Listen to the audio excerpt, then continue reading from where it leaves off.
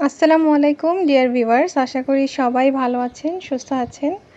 তো গল্পের যে অলৌকিক ঘটনাতে ছিলাম, তিনি দোয়া করতে লাগলেন যে হে আমার রব, আমি বিপদগ্রস্ত আর তুমিই পরম দয়ালু। আল্লাহ তার এই দোয়া কবুল করলেন। এরপর এক অলৌকিক ঘটনা ঘটল। সেই অলৌকিক ঘটনাটি হলো, তার কাছে একজন ফেরেশতা আসলেন। সেই ফেরেশতা এসে বললেন, আপনি পা মাটিতে দিয়ে আঘাত করুন, আঘাত করো, এখানে শীতল পানি আছে যা তুমি গোসল করবে এবং পান করবে। তিনি আল্লাহর আদেশ অনুসারে মাটিতে আঘাত করলেন আর সেখান থেকে একটি প্রস্রবণ উৎসারিত হলো।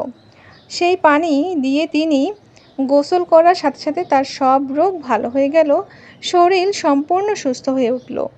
যখন তিনি ফিরে এলেন, দেখলেন তার সামনে দাঁড়িয়ে আছেন এক সুস্থ, শক্তিশালী আর সুন্দর মানুষ, যিনি আসলে তার স্বামী।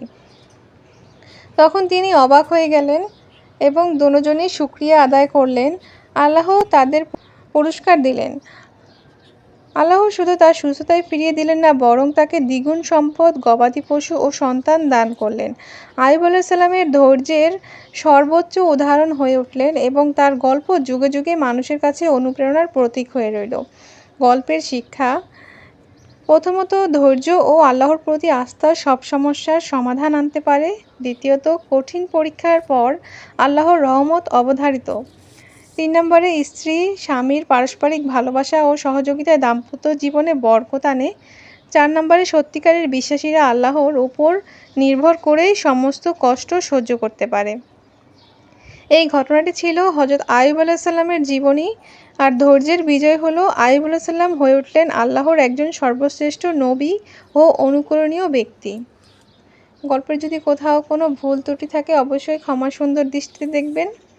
তো আইয়ুব আলাইহিস সালামের ঘটনাটি ছিল, অনেক ধৈর্যের পরীক্ষা দিয়েছেন, ওনার কাছ থেকে সব কিছুই একসময় কেড়ে নেওয়া হয়েছিল তার পরীক্ষা নেওয়ার জন্য। ধন, সম্পদ, সন্তান, স্ত্রী, এমনকি তাকে অনেক বেশি পরীক্ষা করা হয়েছিল যে তার শরীরকে একদম পচন ধরে দেওয়া হয়েছিল, যে একদম পচে গেছে। তারপর হচ্ছে শরীর থেকে পোক বের হয়েছিল, তাকে সব জায়গা থেকে বের করে দিয়েছিল।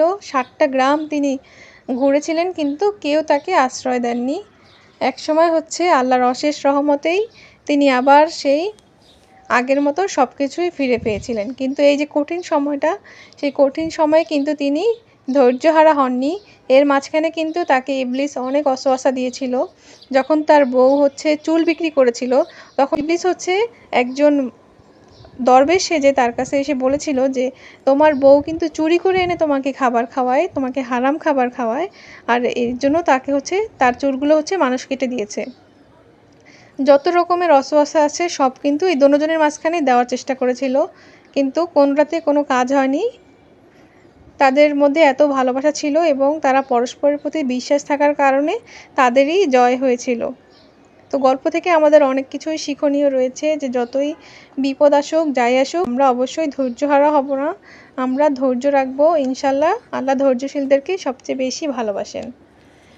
তো ডিয়ার ভিউয়ার্স, গল্পটি কেমন লাগলো? এটি সত্য কাহিনী অবলম্বনেই।